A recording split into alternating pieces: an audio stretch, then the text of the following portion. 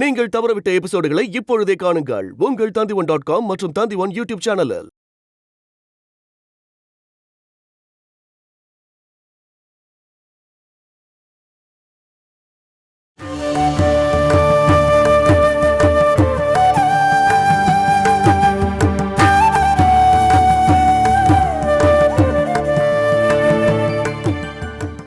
இதுக்கப்புறம் புது பூட்டை எடுத்துட்டு போய் இந்த வீட்டை பூட்டிடு.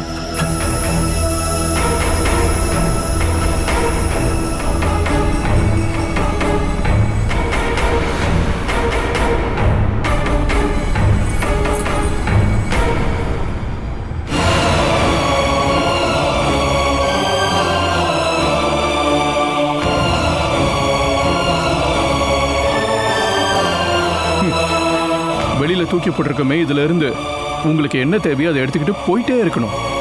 அதுக்கப்புறம் இந்த பக்கம் கூட நீங்க வரக்கூடாது. உன்னோட நிழல் கூட வரக்கூடாது.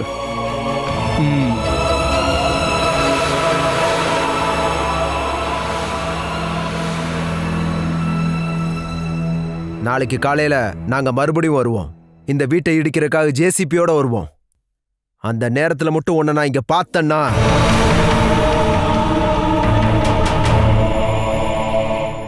இந்த வீட்டோட கல்லு மண்ணை சேர்த்து அனுப்பும் போது உன்னையும் சேர்த்து லாரியோட லாரியை அனுப்பிடுவேன். எங்கேயாவது கொண்டு போய் பாலும் கிணத்துல தள்ள சொல்லிடுவேன். போதுண்டா, செய்ய வேண்டியது எல்லாத்தையும் செஞ்சிட்டீங்கல்ல. இனி நேரத்தை வீணாக்காம இடத்த காலி பண்ணுங்க. இல்ல கொல்லணும்னு நினைச்சா எங்களை கொண்டுட்டு போங்க. வேண்டாம், விட்டுற. கடைசி அந்த கிழமை நம்ம வீட்டுக்கு தான் கண்டிப்பா வருவா. நாம அப்ப மீட் பண்ணலாம்.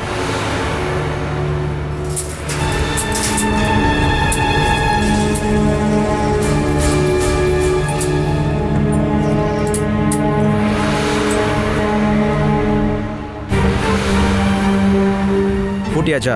பூட்டிட்டேன். யாருங்க? வாடா. வாங்கண்ணா.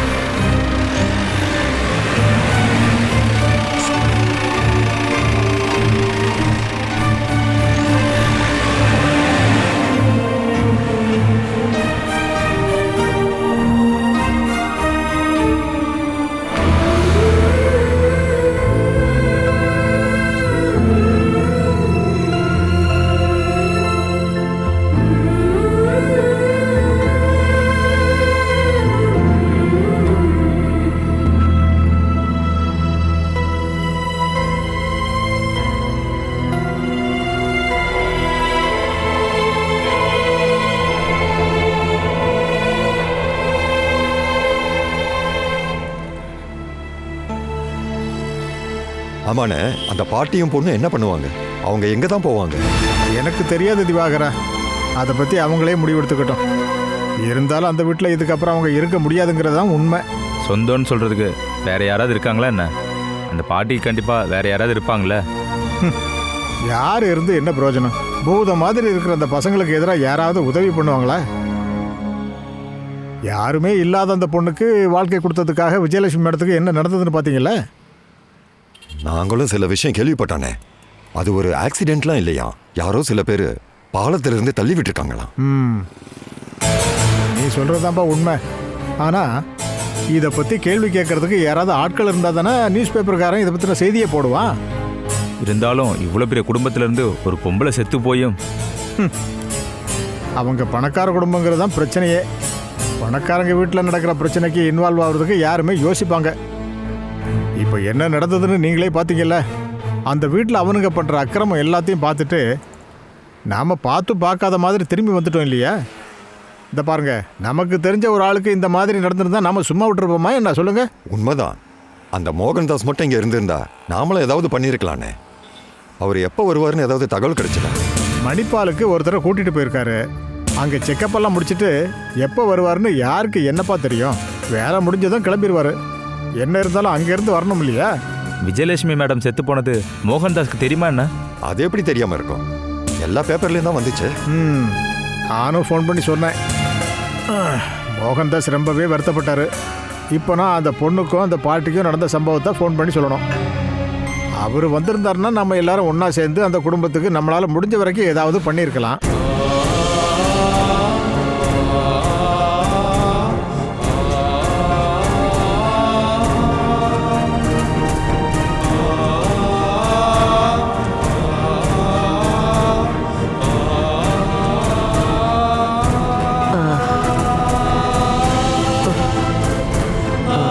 கொஞ்ச நேரம் அப்படி உட்காந்துட்டு போலாமா? எனக்கு நடக்க கொஞ்சம் கஷ்டமா இருக்கு.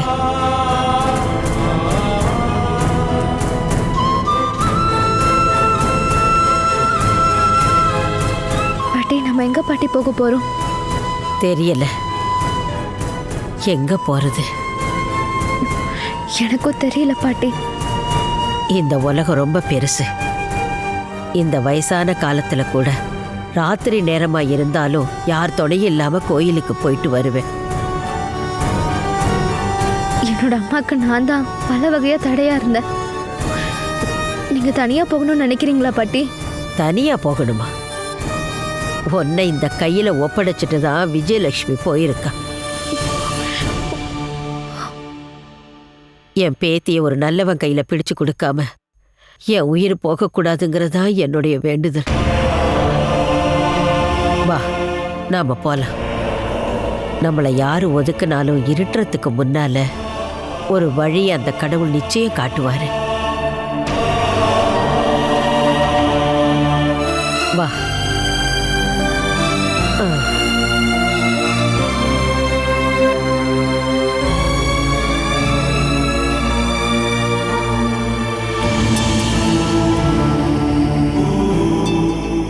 வாமா போலாம்.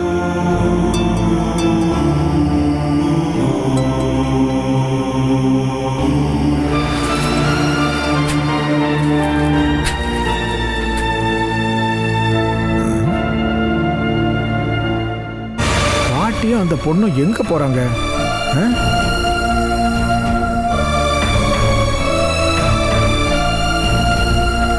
ஐயோ பாட்டி, உங்களால முடியாத போது எதுக்கு இந்த பொண்ணை கூட்டிட்டு எங்க போறீங்க? பாட்டி, நேரம் சாயந்தரம் தாண்டிடுச்சே. பூட்டை உடைச்சிட்டு அந்த வீட்டுக்குள்ள போய் இருக்க முடியுமா? அதான் நாங்க வந்துட்டோம். ஆனா எங்க போறதுன்னு தெரியல. கொஞ்ச நேரம் அப்படி உட்கார்ற பிரகாஷ், எனக்கு ரொம்ப ஒரு மாதிரியா இருக்கு. 2 பேரும் வாங்க பாட்டி.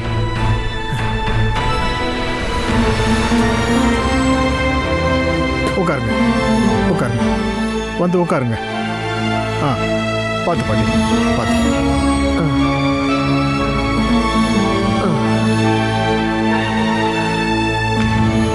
கடவுளே, இது வரைக்கும் எங்களை கொண்டு வந்துட்ட.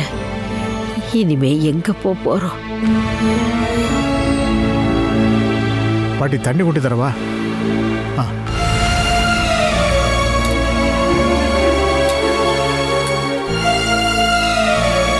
இந்தாங்க, தண்ணியை குடிங்க.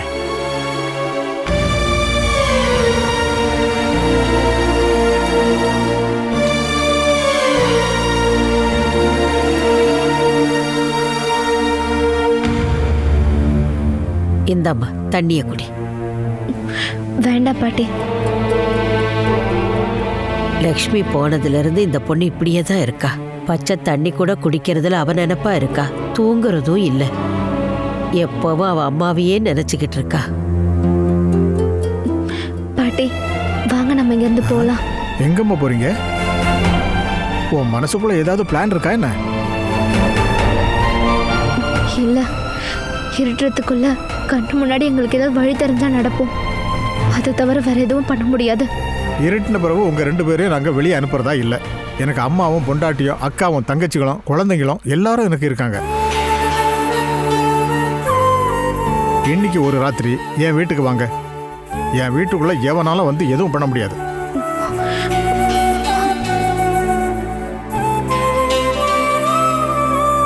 ஆமா, அதுதான் நல்லது.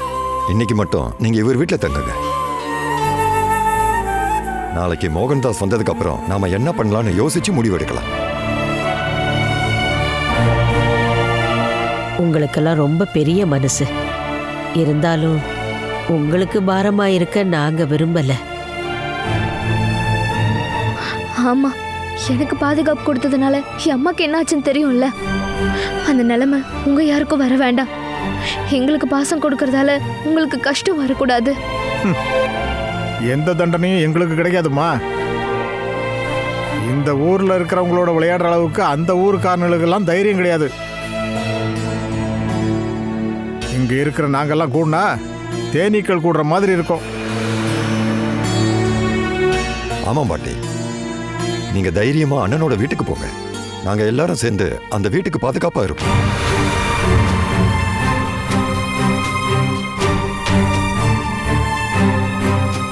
இதுக்கப்புறம் நீங்க எதுவும் யோசிக்க வேண்டாம். பாட்டி நீங்க எந்திரிங்க. உங்க 2 பேரையும் வீட்டில் கொண்டு விட்டுறேன். இன்னைக்கு நீங்க நிம்மதியா ரெஸ்ட் எடுங்க. நல்லா தூங்குனீங்கன்னா டயர்ட் எல்லாம் போயிடும். போயிட்டு வாங்க பாட்டி. ஆ வாமா. இவங்க காட்டுற பாசத்துக்கு முன்னால நாம பட்ட கஷ்டமெல்லாம் ஒன்றும் இல்லை. நல்லவங்க எல்லாரையும் துன்பப்படுத்துறது நடந்துக்கிட்டு தானே இருக்கு. இன்னைக்காவது நம்ம நிம்மதியா தூங்கலாம்.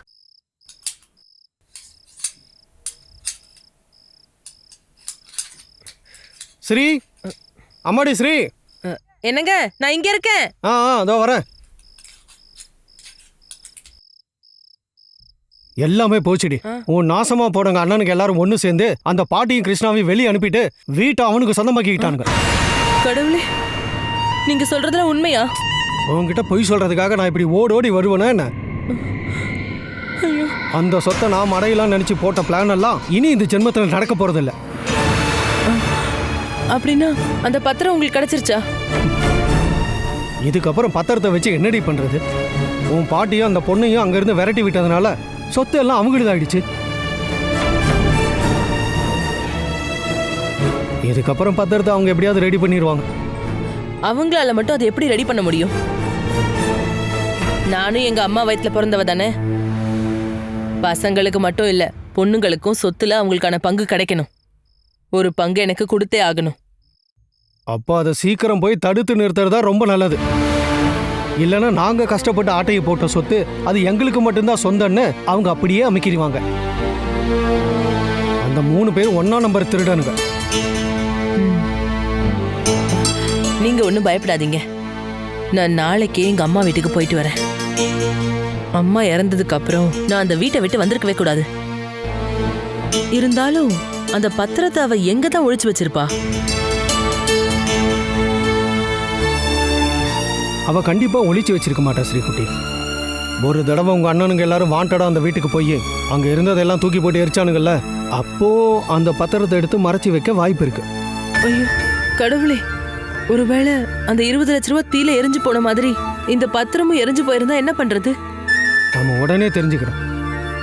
உங்க அண்ணனுக்கு ரெஜிஸ்டர் ஆபீஸ்ல இருந்து அந்த பத்திரத்தை வெளியே எடுக்கிறதுக்கு முன்னாடி நாம அதை திருத்தி உங்க அம்மா உனக்கு இஷ்டதானமா கொடுத்ததா நாம அந்த பத்திரத்தை எழுதி மாத்திட்டோம்னா அதுக்கப்புறம் யாரும் எதுவும் பண்ண முடியாதுங்கிற. அப்படியா? அப்படின்னா நான் இப்பவே அம்மா வீட்டுக்கு போய் பார்த்துட்டு வரட்டுமாங்க? இந்த ராத்திரிலையா? அது வேண்டாம். நீ இப்போ அவசரப்பட்டு அங்கே போனான்னா அவங்களுக்கு சந்தேகம் வந்துடும். அது மட்டும் இல்லாமல் நாம் அங்கே போன விஷயம் அவங்களுக்கு தெரிஞ்சிருக்குமோன்னு சந்தேகமாக இருக்கு. அது எப்படி? நம்ம அங்கே போகிறத பற்றி தான் யார்கிட்டையும் சொல்லலைல்ல. என்ன ஸ்ரீ, நாம சொல்லணுமா என்ன? உங்கள் அண்ணனுங்களுக்கு அந்த வீட்டு பக்கத்தில் இருக்கிறவங்க தெரிஞ்சவங்க இருந்தால் அது போதும்ல. அவங்க அங்கே போய் அந்த பாட்டியும் பொண்ணையும் வீட்டை விட்டு அனுப்பின விஷயம் எனக்கு இன்ஃபார்ம் பண்ணும்போது உங்கள் அண்ணனுக்கு எல்லாம் தெரிஞ்சிருச்சுன்னு எனக்கு புரிஞ்சிருச்சு. தெரிஞ்சா தெரிஞ்சுட்டு போட்டோம். நாம அந்த வீட்டுக்கு வேற எதுவும் விஷயமா போகக்கூடாதா? அண்ணங்க கிட்ட என்ன சொல்லணுமோ நான் சொல்லிக்கிறேன். சூப்பர். நீ கொஞ்சம் அடம் பிடிச்சாதான் அதிலிருந்து ஒரு பங்கு நமக்கு கிடைக்கும். அது கிடைச்சாதான் உன்னால சந்தோஷமா இருக்க முடியும் ஸ்ரீகுட்டி. அது ஈஸியான வேலை தான். என் அம்மா பேர்ல இருக்கிற ஒரே ஒரு சொத்து அதானே. இதுக்கப்புறம் வேற யார் கைக்கும் அது போகாது. தடுக்க அம்மாவும் இல்லை. அப்படி இருக்கிறப்போ நான் அதை விட்டு கொடுப்பேனா என்ன? எக்காரணத்தை கொண்டு அதை விட்டு கொடுக்காத ஸ்ரீகுட்டி.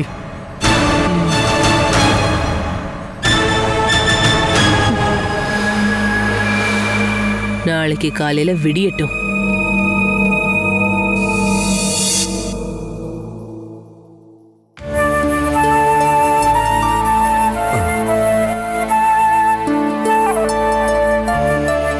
என்னங்கப்பா மாத்திரை போட்டுக்கோங்க.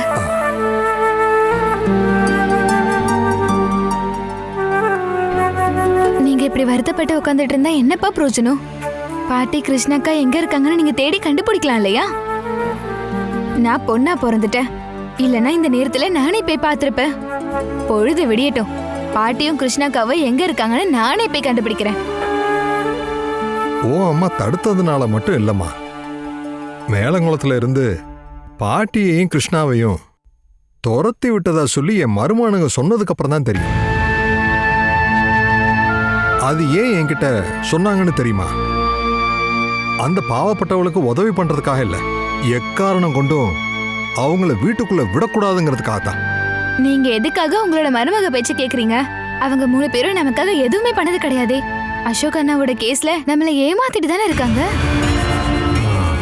நமக்கு தேவையானதை பண்ணி கொடுத்ததும் அசோக் அண்ணனுக்கு தண்டனையை கம்மியா வாங்கி கொடுக்க ஓடி ஓடி கஷ்டப்பட்டது லக்ஷ்மி ஆண்டி தானே. அப்படி இருக்கும்போது அந்த நன்றிய பாட்டி கிட்டயும் கிருஷ்ணாக்கா கிட்டயும் நீங்க காட்டணும் இல்லையா? இதெல்லாம் எனக்கு தெரியாம இல்ல சௌமியா. நாம ஒரு காரியத்துல இறங்கும் போது நமக்காக ஒரு சப்போர்ட் வேணும் இல்லையா? என் அக்காவுக்கு எவ்வளவு கடன் பட்டிருக்கோன்னு உங்க அம்மாவுக்கு நல்லா தெரியும். இருந்தாலும் அவ இப்பவும் அந்த மேலங்குளத்துல இருக்கிற 3 பேர்கிட்ட தான் அன்பையும் மரியாதையும் வச்சிருக்கா.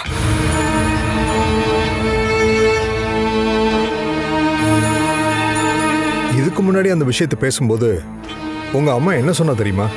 நம்ம கிட்ட 2 பொண்ணுங்க இருக்காங்க, மேலங்குளத்துல இருக்கிற பசங்க நமக்கு மருமானா வருவாங்கன்னு சொன்னா. உன்னுடைய அக்காவை கஜேந்திரன் கல்யாணம் பண்ணிக்குவான்னு உங்க அம்மா ரொம்பவே எதிர்பார்த்தா. அம்மா ஒரு லூசுப்பா. பெத்த பையனுக்கு எதிரா ஜித்தன்னு பொய்யான சாட்சி சொல்லும் போதும் அவங்க யாருன்னு அம்மாக்கு தெரியாமே இருக்கு. உங்களை மாதிரி ஒரு அப்பாவிக்கு என்னோட அம்மாவை எங்கதான் பிடிச்சிங்களோ? ஐயோ அம்மா, நம்ம தேவைக்காக கூப்பிடும்போது அவள் வரமாட்டா. ஆனா அவளை பத்தி தப்பா சொல்லும் போது அவளுக்கு 100 காது இருக்கும். தேவையில்லாம இன்னொரு பிரச்சனை இந்த வீட்டுக்குள்ள கொண்டு வராதம்மா. சில முடிவுகளை நீங்க நிரந்தரமா எடுத்துதான் ஆகணும்ப்பா. இல்லனா நாளைக்கு நீங்க அதை நினைச்சு வருத்தப்பட வேண்டியதா இருக்கும். ஏதாவது ஒரு சைடுல இருந்து நீங்க சப்போர்ட் வேணும் தானே சொன்னீங்க. என்னோட சப்போர்ட் எப்பவும் உங்களுக்கு இருக்கு. நீ நல்லா படிச்சு ஒரு வேலைக்கு போய் செட்டில் ஆக பாருமா. அதுக்கப்புறம் நீ சொல்றத இந்த அப்பா நல்லா கேட்பேன். அப்படின்னா இப்போ அம்மா சொல்றது நீங்க கேட்டுதான் ஆகணுமா? நீங்க என்ன வேணும்னாலும் பண்ணிக்கோங்க, நான் சொல்ல வேண்டியதை சொல்லிட்டேன்.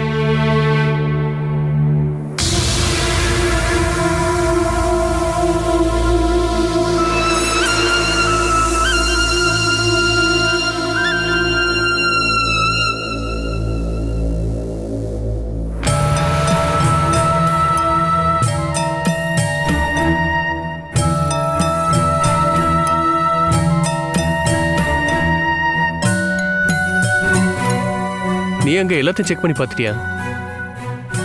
அது அங்க கண்டிப்பா இல்லாம இருக்காதுல்ல? அந்த வீட்டில் இருந்த எல்லா இடத்துலையுமே நாங்க தேடி பார்த்துட்டோம். வீடு முழுக்க நாங்க தேடி பார்த்துட்டோம். என்னடா? ஆமா, ஒருவேளை அந்த வீட்டுக்கு கீழே ரகசிய அறை எதுவும் இருக்கோ. ஆனா ஏன் சந்தேகம் அது இல்ல. நீங்க அன்னைக்கு அங்க போய் எல்லாத்தையும் தூக்கி போட்டு எரிச்சிங்கல்ல, அதுல பத்திரம் இருந்திருந்தா? பின்ன 20 லட்ச ரூபா பணத்தையும் அப்படியே போட்டு எரிச்சிங்கல்ல? டேய், அது அன்னைக்கு தெரியாம நடந்து போச்சு. அது காரணம் அம்மாவோட புத்திசாலித்தனம். அதுக்காக எப்பவும் எங்களை குற்றம் சொல்லிட்டே இருக்காதுடா. ஐயோ, நான் ஒன்னும் குத்த சொல்லணா. அப்படி நடக்க வாய்ப்பு இருக்குன்னு தான் நான் உங்ககிட்ட சொல்றேன். இல்லடா, பத்திரம் கண்டிப்பா அன்னைக்கு இருந்திருக்க வாய்ப்பே கிடையாது. அது எங்களுக்கு நிச்சயமா தெரியும். அது அம்மா எங்கேயோ பத்திரமா ஒளிச்சு வச்சிருக்காங்க. அம்மா செத்து போன அன்னைக்கு வக்கீல பார்க்க அவங்க போயிருக்காங்க. ஒருவேளை அம்மா அந்த டாக்குமெண்ட்ஸை வக்கீல் கிட்ட ஒப்படைச்சிருக்கலாம்ல? அண்ணே, அதுக்கெல்லாம் வாய்ப்பு இல்லைண்ணே. அன்னைக்கு அம்மாவால வக்கீல பார்க்க முடியல. கேஸோட ஆதாரங்களை கூட ஆபீஸ்ல ஒப்படைக்காம தான் அம்மா திரும்ப வந்துட்டாங்கன்னு அந்த குமஸ்தா சொன்னா இல்லையா? நாம ரொம்ப தப்பு பண்ணிட்டோம். அந்த பத்திரம் எங்கன்னு பாட்டிக்கிட்டே அவகிட்டே நம்ம கேட்டிருக்கணும். அவங்களுக்கு அதை பத்தி கண்டிப்பா தெரிஞ்சிருக்கும். அதுக்கான நேரம் நமக்கு இருக்கு. ஏன்னா அவங்க 2 பேரும் இன்னும் செத்து போகலையே. இருந்தாலும் அம்மா சொத்தை யாருக்கும் ரிஜிஸ்டர் பண்ணலன்னு நம்ம ரெஜிஸ்டர் ஆஃபீஸ்ல கேட்டு தெரிஞ்சுக்கலாம். நமக்கு அது போதும்ல. அப்புறம் பத்திரம் கிடைச்சிட்டா நம்ம வேலை ரொம்ப ஈஸியா முடிஞ்சிரும்டா. அண்ணா, ஒரு வேளை ஸ்ரீகுட்டியும் கோபிகிருஷ்ணனும் அங்க போய் அதை எடுத்திருப்பாங்களோ? அதை நாம வாட்ச் பண்ணணும். கோபிகிருஷ்ண கையில் அது கிடைச்சா அதை அவன் மாத்திடுவான். மச்சான் தங்கச்சின்னு நினைச்சு நம்மளால எதுவும் பண்ண முடியாம போயிடுச்சு. இந்த விஷயத்துல மச்சான் தங்கச்சிலாம் பார்க்க கூடாது. நமக்கு தெரியாம அங்க ஏதாவது பிளான் பண்ணியிருந்தாங்கன்னா இதுல இருந்து ஒரு ஷேரை அவங்களுக்கு கொடுக்க கூடாது. ஆமா, என்னதான் அவன் நம்ம தங்கச்சியா இருந்தாலும் அவளுக்கு ஒரு அடியை கொடுத்துதானே ஆகணும். அதான் நல்லது. இல்லைன்னா அவ ஏதோ ஒரு கஷ்டத்தை சொல்லிக்கிட்டு அவ அடிக்கடி இங்க வந்து பணத்தை வாங்கிக்கிட்டே இருப்பா. இருந்தாலும் அந்த டாக்குமெண்ட்ஸ் எங்க இருக்குன்னு நாம முதல்ல தெரிஞ்சுக்கணும். நீங்க அம்மாவுக்கு தனியா பேங்க்ல ஏதாவது அக்கௌண்ட் இருக்கான்னு பாத்தீங்களா? இல்ல. அப்ப நீங்க முதல்ல அதை கண்டுபிடிங்க. லாக்கர் இருந்தா பத்திரம் மட்டும் இல்ல, நமக்கு தெரியாத பல விஷயத்த அம்மா அதுல பத்திரமா வச்சிருக்க வாய்ப்பு இருக்கு. எப்பவுமே அம்மா கொஞ்சம் முன்னெச்சரிக்கையா தான் இருப்பாங்க. நாம கண்டிப்பா எதிர்ப்பை காட்டுவோன்னு அந்த பொண்ணுக்காக அம்மா ஆரம்பத்திலேயே அந்த பொண்ணுக்காக கண்டிப்பா ஏதாவது பண்ணிருக்க வாய்ப்பு இருக்குன்னு என் மனசு முழுக்க நான் நம்புறேன்டா.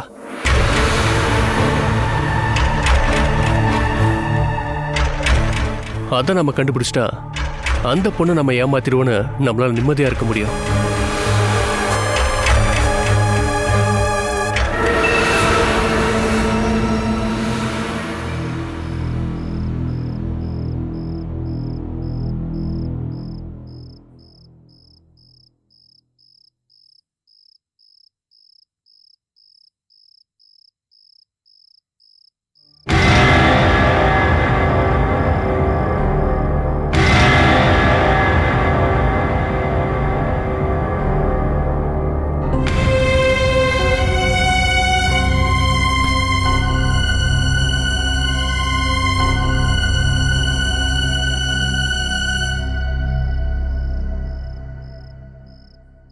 ஏமா இங்கேயே நின்றுட்டு இருக்க? தூக்கம் வரலையா?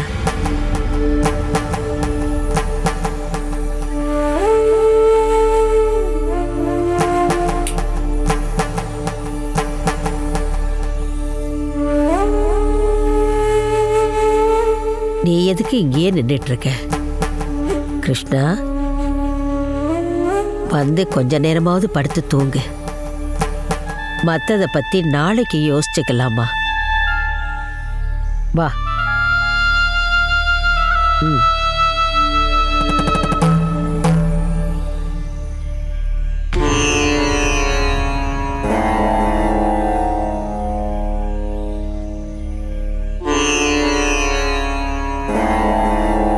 படுத்துக்கம்மா.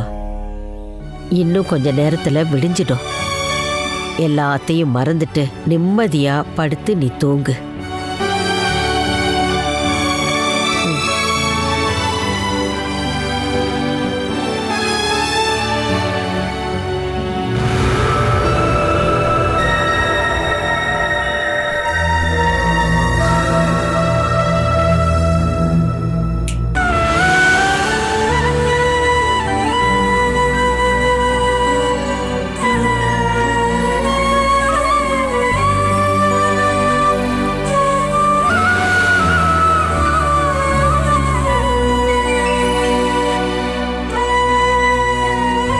நாம இதுக்கப்புறம் எங்கம்மா போறது? இதுக்கப்புறம் பிரகாஷுக்கு தொந்தரவு கொடுக்க வேண்டான்னு நான் நினைக்கிறேன். அச்சுதனோட வீட்டுக்கு போகலான்னு நினைச்சா வேண்டாமா. அப்புறம் அவங்க அவனையும் எதிரியா நினைக்க ஆரம்பிச்சிடுவாங்க. ஏன் எதுவும் பேச மாட்டேங்கிற? நாம வாழ்ந்து காட்டணும்மா. நம்ம ஆசையெல்லாம் உடைஞ்சு போச்சுங்கிறதுக்காக நாம செத்துற முடியுமா? நம்ம இங்கிருந்து போலாம் பாட்டி.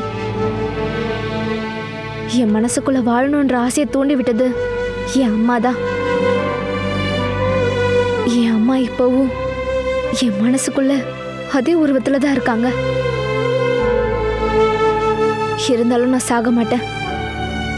இந்த ஊரை விட்டு எந்த ஊருக்கும் நான் போகவும் மாட்டேன். என் அம்மாவோட மனம் இருக்க இந்த மண்ணில் தான் நான் வாழ போறேன். நம்ம வாழ்ந்து காட்டணும் பாட்டி. கிருஷ்ணா. ஆமா, நீங்க ரெடியா இருங்க. இந்த வீட்டை விட்டு போறோன்னு அவங்க கிட்ட சொல்லிடுங்க.